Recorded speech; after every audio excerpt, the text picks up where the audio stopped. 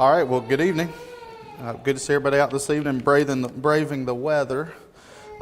More rain's headed our way, but we needed the rain, so that's a good thing. So we're continuing our class here on Wednesday evenings, doing a high-level overview of the Old Testament. At work, every once in a while, people talk about a 30,000-foot view. You know, I mean, that's about what we're doing here. We can't really get down into the weeds at all. We're just really doing high-level overview of the Old Testament. We've come a long way. We're almost done. We're ready for lesson 11. If you have your book, if you don't have your study guide, there may be some back there, but if not, that's okay. We'll call out all the verses that we're going to look at. But tonight we're going to talk about wisdom literature, and so that consists of the Psalms, Proverbs, Song of Solomon, Ecclesiastes, and the Book of Job.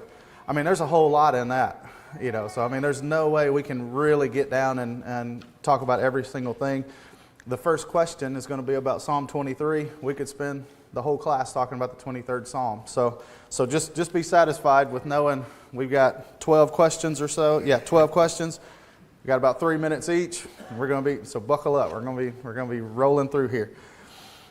All right. So as I said, the first question is about the 23rd Psalm. So if you want to be turning there, it says, consider Psalm 23 as an example of the Psalms. Explain how the Lord is one shepherd with appropriate New Testament citations. Explain the significance of Christ's rod, and it references Hebrews 12, and his staff, it references 2 Corinthians 5:7. And it says, describe how Christ ensures that a Christian may dwell in the house of the Lord forever. All right, so we're familiar with the 23rd Psalm. I'll read it really quickly. I'm reading from the King James Version. It says, the Lord is my shepherd, I shall not want. He maketh me to lie down in green pastures. He leadeth me beside the still waters. He restoreth my soul. He leadeth me in the paths of righteousness for his name's sake. Yea, though I walk through the valley of the shadow of death, I will fear no evil, for thou art with me. Thy rod and thy staff, they comfort me. Thou preparest a table before me in the presence of mine enemies. Thou anointest my head with oil. My cup runneth over. Surely goodness and mercy shall follow me all the days of my life, and I will dwell in the house of the Lord forever. Most of you probably have that memorized. I was going to try to say it by memory, but I'd probably mess up in front of all of you. So the 23rd Psalm. And so for the Psalms, we're only looking at a couple of them, and this one is obviously one of the most well-known ones. So the question is, how is the Lord one shepherd? And can you think any New Testament examples that would kind of paint that picture for us? Any off the top of your head? Can you think of how the Lord is our shepherd? Go ahead, Wayne. Yeah, John 10 is just the best place to go, isn't it? So in John 10, we won't read the whole chapter there, but really all the verses are just alluding to Jesus talking about how he is like a shepherd to the sheep. You know, I was thinking, in Matthew 9:36, Jesus saw the crowds of people. He had compassion on them, and he said they were like a sheep without a shepherd. And you get to John 10, beginning at verse 7. Jesus said, "Verily, verily, I say unto you, I am the door of the sheep." Verse 9, he says, "I am the door. By me, if any man enter in, he shall be saved, and shall go in and out and find pasture." Verse 11, he says, "I'm the good shepherd. The good shepherd giveth his life for the sheep. But he that is a hireling and not the shepherd, whose own the sheep are not, seeth the wolf coming, and leaveth the sheep, and fleeth, and the wolf catcheth them, and scattereth the sheep. The hireling fleeth, because he's a hireling, and careth not for the sheep. I am the good shepherd, and know my sheep, and have known of mine. As the Father knoweth me, even so I know the Father, and lay down my life for the sheep." And so Jesus really is a perfect picture of a shepherd to the sheep, those that are his. He's the door, so he is the way to enter into the fold. He's the access point, and he cares for the sheep. It's interesting, he mentions a hireling. So you got this hired hand, he don't really care for the sheep. I mean, if a wolf comes or any kind of adversity pops up, the hired hand doesn't care. Those aren't his sheep. But the Lord says, "I'm the good shepherd. I know my sheep."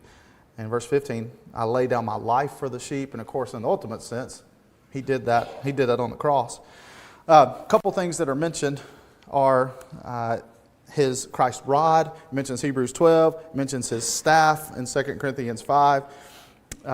So we're rolling through. We won't read those verses, but in Hebrews 12, it talks about how how God loves His children. He disciplines His children. He chastens them. As many as God loves, He chastens.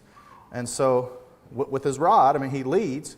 And sometimes leading involves disciplining and correction. If you've got a shepherd trying to keep sheep going in the right direction, sometimes you're going to have to discipline them. His staff in 2 Corinthians 5 and verse 7 says we walk by faith, not by sight. So again, leading the way. The sheep are going to trust the shepherd to lead them. And so if we trust Him as our shepherd, we're going to follow. It says, describe how He ensures that a Christian may dwell in the house of the Lord forever. John 14, 1 through 6 are pretty familiar verses. But there, the church is God's house today. We're a part of that. We're a part of that saved body. And so obviously eventually we look forward to when the kingdom is delivered back over to God, we'll be able to dwell forever in heaven with God. And so again, the 23rd Psalm is so well known, and we're just barely skimming over it. But does anybody have any thoughts or anything before we move on to question number 2? All right, I don't want to go so fast that nobody talks, but we gotta go fast enough to. My goal is to get through. All right, go ahead.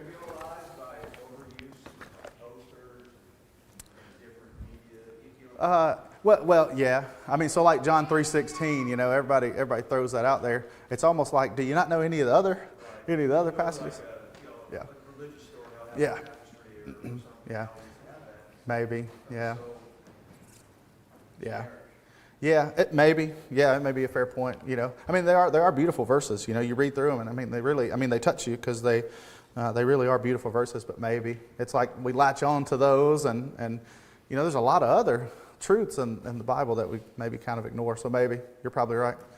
John 3:16 is the same way. It's like, that's great. John 3:16 is a beautiful passage, but there's other there too. All right, so number 2 says, what is David apologizing for in Psalm 51? And so if you go to Psalm 51, for time's sake, we won't read through the whole Psalm 51. But right at the very beginning, he sort of makes known what the idea of this psalm is about. In Psalm 51, verse 1, it says, have mercy upon me, O God, according to thy loving kindness. According unto the multitude of thy tender mercies, blot out my transgressions. Wash me thoroughly from mine iniquity and cleanse me from my sin. For I acknowledge my transgressions, and my sin is ever before me. So, just right from the beginning, we know what the theme of Psalm 51 is about. We've got David. We've got him being involved in sin and trying to repent of that and confess that to God and have himself be forgiven. The question, though, is why is he apologizing? And I think that the general consensus is that he is talking about his sin that's ever before him is his sin with Bathsheba. So there's several psalms that deal with sorrow and over sin and repentance, and this is one of them, the more well-known ones. But real quickly, just think about David. I guess you could argue as an accidental glimpse of a woman bathing, and that led to just a whole series of sins. He coveted after her or lusted after her. Then he committed adultery. Then he lied to try to cover that up. Then he committed murder. And then in the end, he marries Uriah's now pregnant wife and believes that he's covered up all of his transgressions, but he hadn't, had he? He went to great lengths to cover that up so that nobody would know about it, but God still knew about it. And so, those words, my sin is ever before me. You can kind of feel where his heart is coming from. He felt like he had done wrong, and then he'd done wrong on top of wrong, but God still knew about it. And so, you remember, we don't have time to go and look at it, but Nathan came to David, and what Nathan had to say was, "Thou art the man," after he told him that story, and God was displeased with him. And so he's got a convicted conscience. He was burdened before God, I think. And Psalm 51 really just speaks to that. And actually, as you go down through the Psalm, if you look at about verse 14 beginning, he really pledges to do better. Deliver me from my blood guiltiness. O God, thou God of my salvation, and my tongue shall sing aloud of thy righteousness. O Lord, open thou my lips, and my mouth shall show forth thy praise. For thou desirest not sacrifice, else I would give it. Thou delightest not in burnt offering. The sacrifices of God are a broken spirit, a broken and contrite heart, O God, thou wilt not despise. So he's just realizing that, if God forgives him, then it brings him some responsibility. I need to show forth how much God has done for me, and God's looking for a change in heart, and that's what he says. A broken and contrite heart is what God is looking for. Any thoughts about Psalm 51? So the verse that it asks, what kind of attitude does he exemplify, is what we read there. It's about our heart. So every one of us have sinned. It's a universal problem. There's nobody in here that's going to be able to raise their hand, in the back somewhere and say, well, actually, I haven't sinned. No, that's not the case. If you're accountable to God, if you're old enough to be able to do wrong, you've done wrong. We've all chosen to sin. How do we remedy that? Well, verse 17 is a good example from David. He had a broken spirit, a broken and contrite heart, and God was accepting of him. David did a lot of wrong. I don't think any of us can. All of us have done a lot of wrong. I don't think any of us have done all the things that David did, including murder to cover his sin up. But God was willing to forgive him, and so that should give us some great comfort, consolation. All right, any thoughts on number 2? David was heading in the wrong direction, and Nathan, of course, turned him around. Yeah, no, that's a good point. Yeah, Nathan came to him and really painted a picture for him, didn't he? And he couldn't help but see it after Nathan pointed it out to him. Yeah, no, you're right. Okay, all right, well, let's move on to number 3. Number 3 says the theme of the Proverbs. So that was the Psalms. Now we're going to move on to the Proverbs. The theme of the Proverbs is revealed immediately. What is it? According to Proverbs chapter 1, verses 1 through 7. So we'll read Proverbs 1, beginning at verse 1, and we'll read down to verse 7. It says, the Proverbs of Solomon, the son of David, king of Israel, to know wisdom and instruction, to perceive the words of understanding, to receive the instruction of wisdom, justice, and judgment, and equity, to give subtlety to the simple, to the young man knowledge and discretion. A wise man will hear and will increase learning, and a man of understanding shall attain unto wise counsels. To understand a proverb and the interpretation, the words of the wise and their dark sayings, the fear of the Lord is the beginning of knowledge, but fools despise wisdom and instruction. All right, so right here at the beginning of the book of Proverbs, the theme is revealed. The title of the book, comes there from verse 1, the Proverbs of Solomon, shortened to just Proverbs. I've read that in the Latin translation, it was shortened to just Proverbs in the Latin translation, and that sort of carried into our Bible. So we just call it the Proverbs. But the title comes from verse 1 there. The word proverb comes from the Latin. Pro means for, and verba means words, so 4 words, and it refers to a statement that carries contains just a few words, but carries a whole lot of meaning. And that's what the Proverbs are, aren't they? I mean, they're just a couple quick statements, but man, you can learn so much from the Proverbs. And the Proverbs is one of the few books that really tells its purpose right up front, but it does, as we read there, to know wisdom in verse 2 and instruction, to perceive the words of understanding. Verse 7 says the fear of the Lord is the beginning of knowledge. And so a wise person is going to apply some knowledge and understanding in a proper situation, and the Proverbs gives us that. You probably have some favorite Proverbs, but everybody can learn from these Proverbs. I mean, there's just so many rich and timeless meanings in the book of Proverbs. This is like an old man or an old father teaching his Yeah. sons not to fall into the traps that he did. Right. Yeah. Verse 8 says that, my son, hear the instruction of thy father, and forsake not the law of thy mother. Yeah, so the father giving instruction to his son about how to live life, and there's just so many examples. We're really not, with this survey, it's hard to do justice to all the things that are mentioned in there. A couple of weeks ago, I tried to build a whole lesson off the Proverbs when talking about when we should talk, when we should be quiet. There's just so many good things in the book of Proverbs. Does anybody have any thoughts or comments about number 3 there? All right, well, let's move on to number 4. We'll go talk about a familiar few verses in Proverbs chapter 6. Number 4 says, list the 7 things that are abominable to God, and those are found in Proverbs 6, verses 16 to 19. All right, Proverbs 6, beginning at verse 16, says, these 6 things doth the Lord hate, yea, 7 are an abomination unto him: a proud look, a lying tongue, hands that shed innocent blood, a heart that deviseth wicked imaginations, feet that be swift in running to mischief, a false witness that speaketh lies, and he that soweth discord among brethren.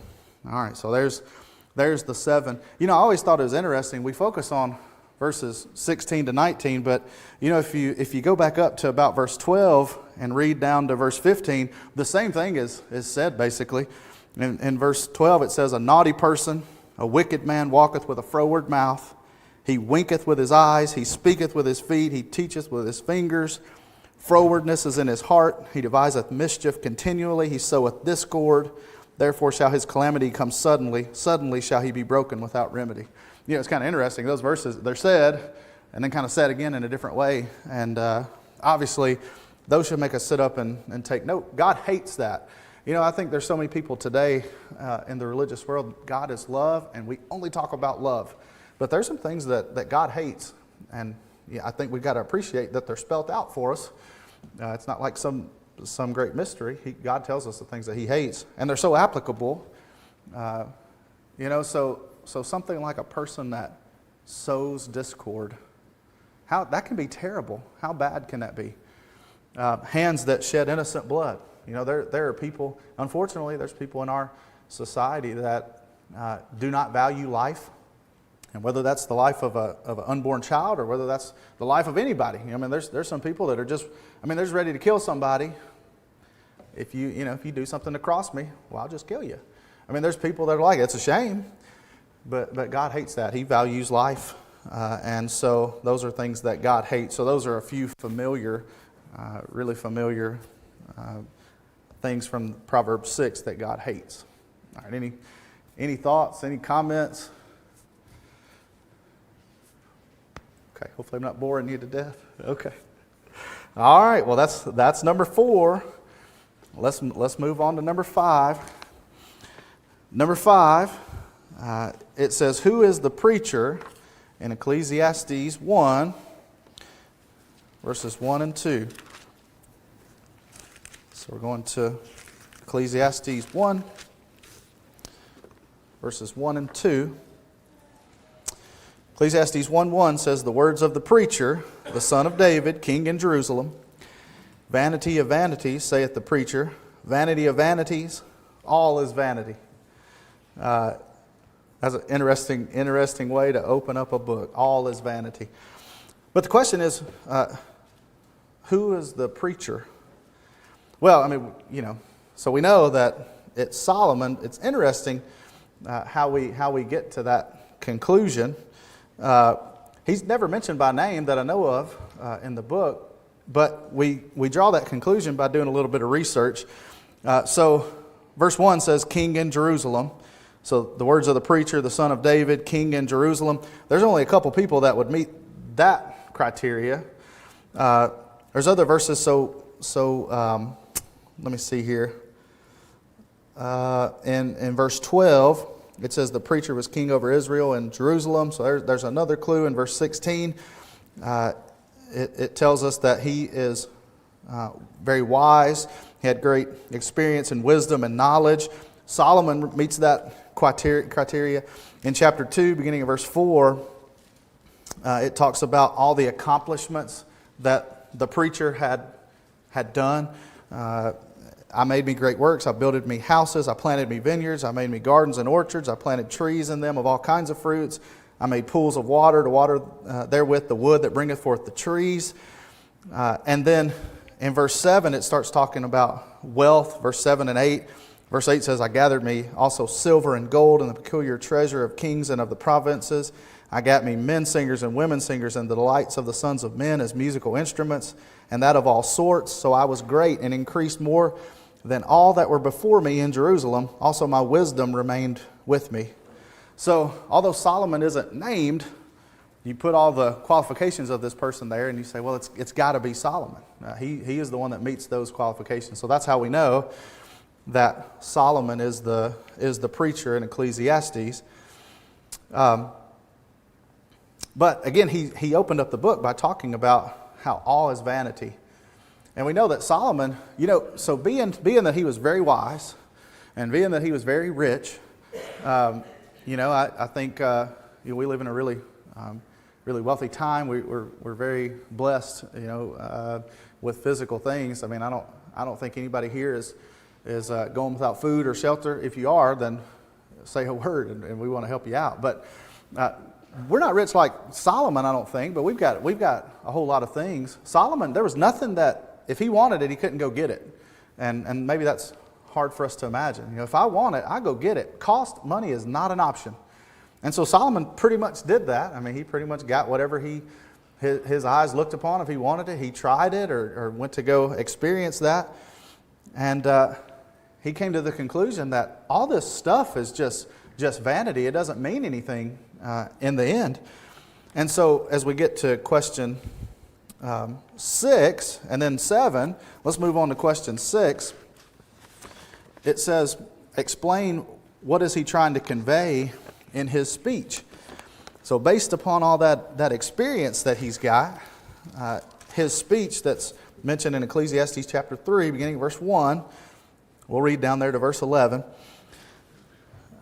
He says, to everything there's a season and a time to every purpose under the heaven, a time to be born and a time to die, a time to plant, a time to pluck up that which is planted, a time to kill and a time to heal, a time to break down, a time to build up, a time to weep and a time to laugh, a time to mourn and a time to dance, a time to cast away stones and a time to gather stones together, a time to embrace, a time to refrain from embracing, a time to get and a time to lose, a time to keep and a time to cast away, a time to rend and a time to sow, a time to keep silence and a time to speak, a time to love and a time to hate, a time of war and a time of peace. What profit hath he that worketh in that wherein he laboureth? I have seen the travail which God hath given to the sons of men to be exercised in it.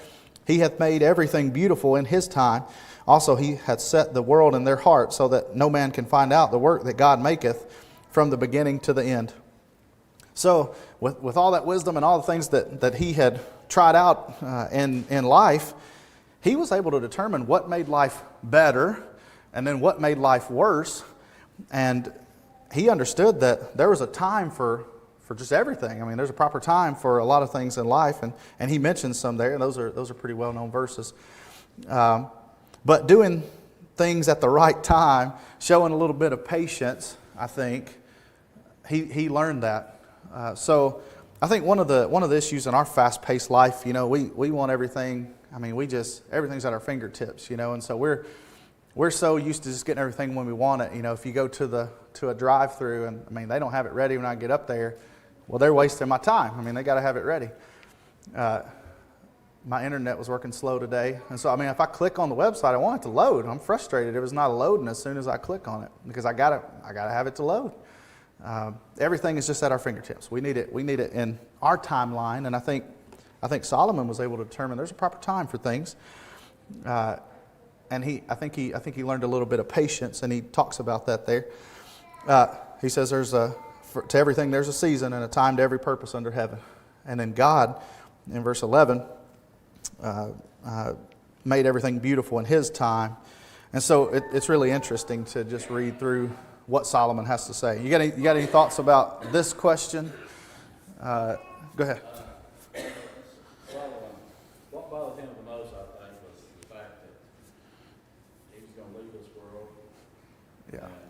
school is gonna take over all that we have accomplished. Yeah. You know, we're kind of the same way. I mean, we have a lot of things that we're fond of. Mm-hmm. You know, homes and stuff, but after we're Yeah. gone, we'll be in the yard sale after we die. Yeah, I mean, it is true. It is true. Yeah, I mean, at work, I mean, you may not be hardly on the ground yet for they have your job posted. You know, they'll be trying to get somebody to fill you. I mean, things move on, you know, and that's the nature of life. And yeah, Solomon recognized that. He had all this stuff, and yeah, it's going to belong to somebody else. All these things that I've gotten, somebody else is going to be taken over. And to your point, it's probably going to be somebody's foolish, and even though I've been wise with them. All right, any other thoughts about number 6? All right, so number 7 says, what is the meaning of life? And it references Ecclesiastes 12, verses 13 and 14. Here's probably another couple of verses that you may have memorized. At the end of the book, in Ecclesiastes 12, he starts off the chapter talking about, remember now thy Creator in the days of thy youth. You know, so I mean, again, just so much wisdom. When you're young, remember God. You know, don't get caught up in all the things of life. But at the end of Ecclesiastes 12, let us hear the conclusion of the whole matter in verse 13. Fear God and keep His commandments, for this is the whole duty of man. For God shall bring every work into judgment with every secret thing, whether it be good or whether it be evil. You know, no way you can say it any better than that. Solomon was able to understand. Again, he learned out what made life better and what made life worse. And at the end of life, again, he started off the book saying everything's vanity. It's all vain. And so we get caught up in all the stuff and all the things. But at the end of life, the only thing that matters, the conclusion of the whole matter is, did you fear God and did you keep His commandments? That's the whole duty of man. Or some versions say that's the whole of man. That's what we're here for. So, you know, I mean, I know these things are true. It's not like I'm telling you something you hadn't heard before, but God will not be concerned about how much money I had in my bank account. Or God will not be concerned about, did you drive the newest model truck, though? You know, your truck was 2 or 3 years old. That's not good enough. God's not going to be concerned about that. Not going to be concerned about what your house looks like or what kind of clothes you wear. Did you fear God? Well, He is concerned about what kind of clothes you wear. Make sure you're covered. Not the brand, that's what I meant. But did you fear God and keep His commandments? That's our whole duty. So people, you know, there's books that say, what's the purpose of life? What are we here for? Well, the purpose of life is to serve God. I mean, that's what He created us for. He created us. He wants us to desire to have a relationship with Him, and He wants the same. And so verse 14 should give us a little bit of pause, because it says, God shall bring every work into judgment with every secret thing, whether it be good or whether it be evil. So that should cause us to think about our life. Again, the only thing that matters in the long run is, are you right with God? Anybody got any thoughts about? Go ahead, Eric. The New Testament, you know, it talks about blotting out our sins Mm-hmm. and, you know, remembering them no more. Yeah.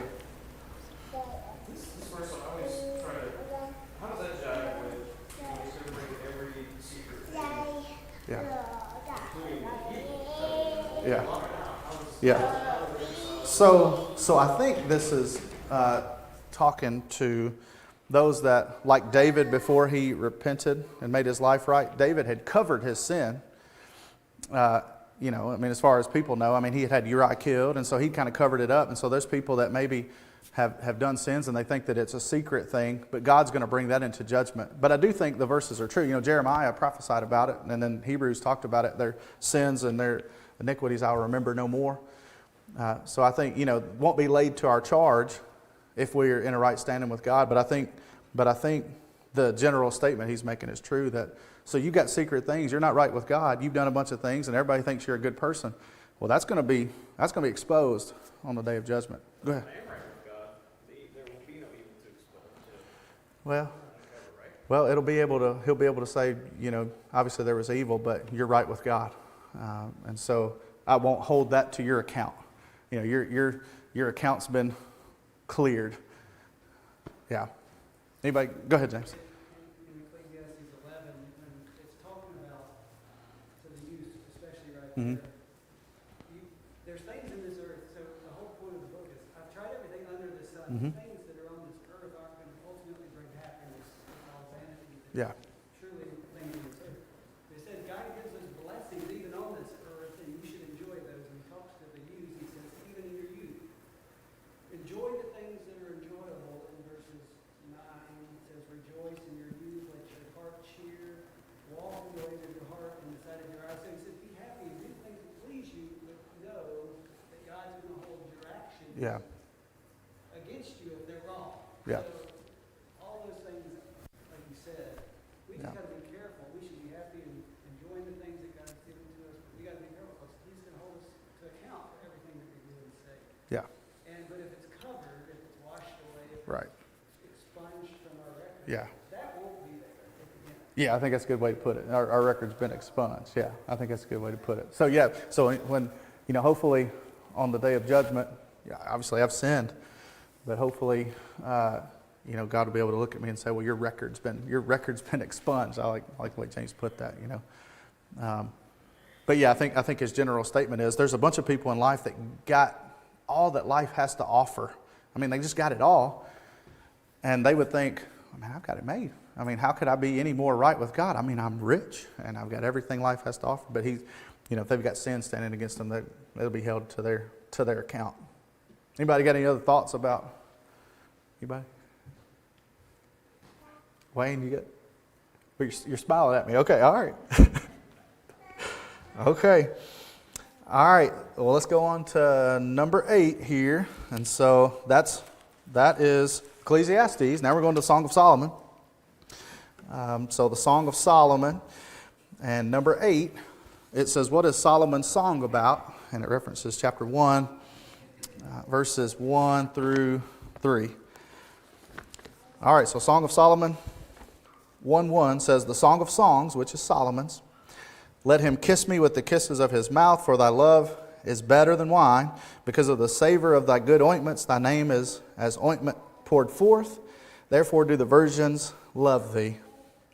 All right, so what's the Song of Solomon about? What's this song about? It's describing love, isn't it? And it's interesting because it's describing love from a young woman's perspective toward Solomon, I think. We're not going to, obviously we're just skimming over here, but if you read down through here, it's talking about love between Solomon and this young woman. And Song of Solomon is an interesting book. It's one of the few Old Testament books that's not quoted in the New Testament. It's not the only one. There's others. Esther, for example, is one. But it's a book of, it's a love story.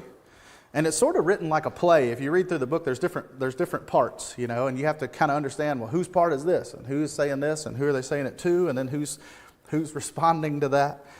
And so it's kind of like listening to conversations of various people, and then you kind of have to piece together what the background events are.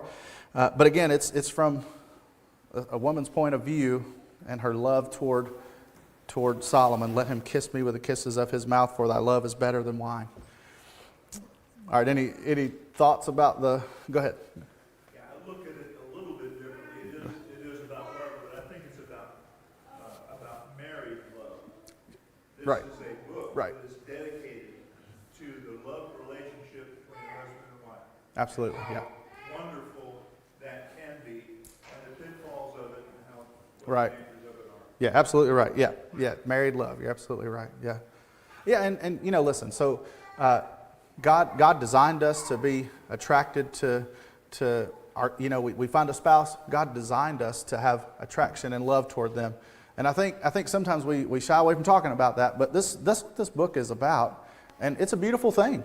To show the love that God had in mind for a husband and wife. So the Song of Solomon, it is about, I think to Wayne's point, it is about married love and the beauty of that, challenges of it, but the beauty of that. Anybody got any other thoughts about the Song of Solomon? We talk about it too much, then people will start getting red-faced. All right, any other thoughts? Okay, well, let's move on to number 9. Number 9 So that's all we're going to talk about, the Song of Solomon. Now we're going to move on to Job. Number 9 says, why did Satan want to attack Job? It would have been really neat to be able to say that I got the lesson together for Sunday morning because I knew this was coming, but actually that's not the case. I worked on that, and but we just so happened to be talking about it here on Wednesday. It came up. So we know the story of Job. We talked about it on Sunday a little bit. But the question is, why did Satan want to attack Job? And so in Job 1 and verse 1, it says, there was a man in the land of Uz whose name was Job, and that man was perfect and upright, one that feared God and eschewed evil. So, you stop right there and think about Job. I mean, Job is a salt of the earth type of guy. I mean, he is a good man. In verse 8, it says, the Lord said to Satan, it's kind of hard for me to picture, but Satan and God were kind of having a discussion, and the Lord said to Satan, hast thou considered my servant Job? There is none like him in the earth, a perfect and upright man, one that feareth God and escheweth evil. In verse 9 it says, Satan answered the Lord and said, doth Job fear God for naught? Number 10 says, hast thou not made an hedge about him and about his house, and about all that he hath on every side? Thou hast blessed the work of his hands, and his substance is increased in the land. But put forth thine hand now, and touch all that he hath, and he will curse thee to thy face. So the question is, why did Satan want to attack Job? And it's because Satan thought that Job is only worshiping you, God, because you have taken such good care of him. You've got this hedge about him. Nothing evil can come to him. And so why wouldn't he worship you? I mean, he's got it made. He's rich, and he's got a family, and got all these possessions. You won't let anything happen to him. Why would he not worship you? Go ahead, James. I think one way to answer it too is in verse 7 it says, the guy asked him, where do you come from? He says, I'm walking around roaming on the earth. Yeah. What is he doing on the earth? God immediately says, have you thought about Job? Yeah. That's what Satan does. Right. He Yep. tries to get the faith to fail. Sure. To be disobedient. Yeah. And God knows, I can't even imagine that if you say something, God says about us. Yeah, That's us. yeah. But that's the confidence he has in the faithfulness of God. But Satan is a deceiver, he's a liar, he's one that will try to get any person who Yeah. loves God to fail. Yeah. And he's looking for any opportunity. And God says, go try to. Yeah, to your point, maybe he has. Job won't sin. I've thrown some stuff at him. He's not fallen victim to it yet. But if you take all that protection away from him, I'll get him. And to your point, yeah, I mean, I think that's right. I think Wayne mentioned that in the Lord's Supper talk. So Satan is trying to get us to give in to his temptations. But yeah, I think James asked a really good question. Would God look at you, or would God look at me and say, have you considered my servant?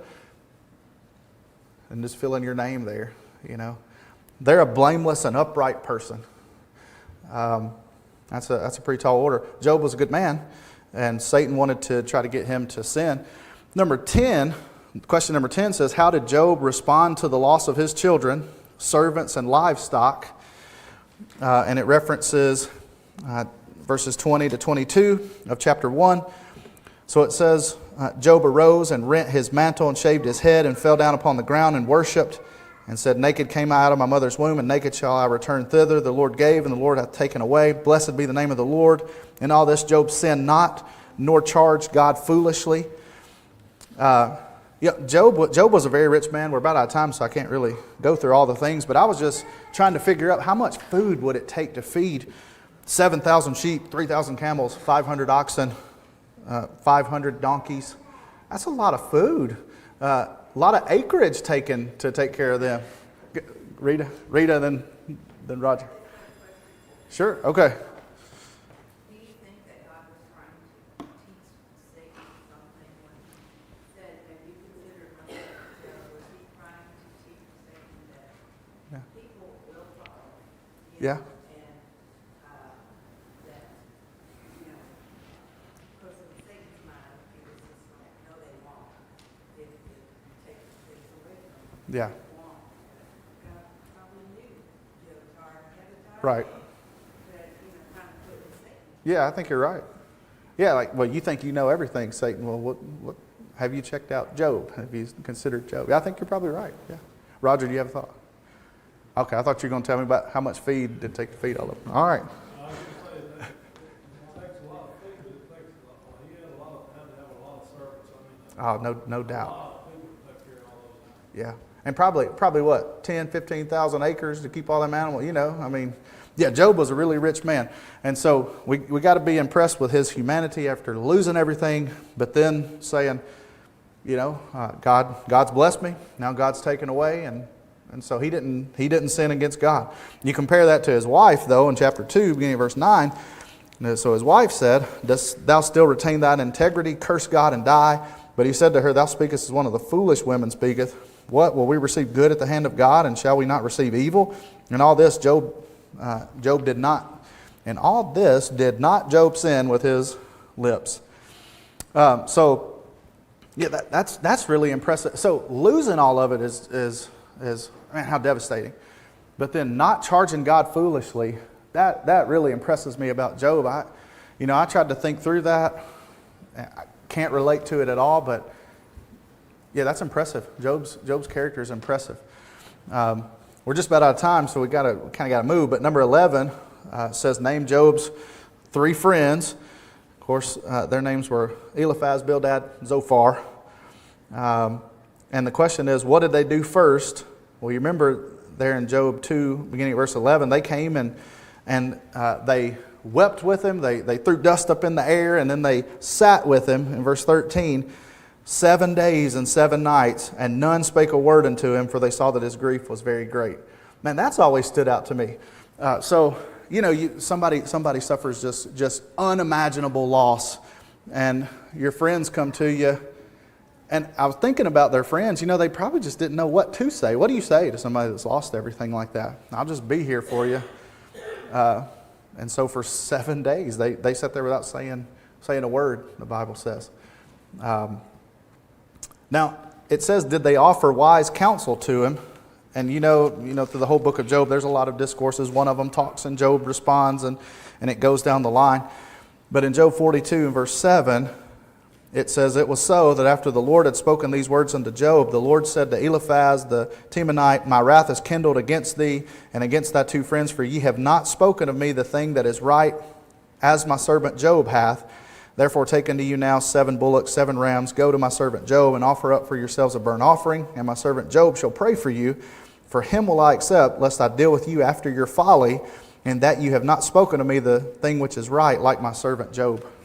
So their counsel, even though they started out, being there, being supportive, and you think they're really going to be there for him, their counsel was not wise. I mean, they spoke against God incorrectly or foolishly. All right, question 12. We're just about out of time. Let's answer this. How did Job's suffering end? Well, we know that God blessed Job in the end of this thing. In verse 12, the Lord blessed the latter end of Job more than his beginning, for he had 14,000 sheep, 6,000 camels, 1,000 yoke of oxen, 1,000 she-asses, and he also had 7 sons and 3 daughters. So God blessed Job. I mean, he doubled the things that he started with, and so Job came back and God had taken care of him. And so what does that prove? I mean, it proves that God cared for Job. I think sometimes you read the beginning of that and you think God didn't really care for Job. He was willing to just do whatever it takes to let Job go through tough times. But God did care for Job. Job was a good man, and he was rewarded. All right, any last second thoughts before we're done? Well, we made it. We just barely made it. Go ahead, Reed.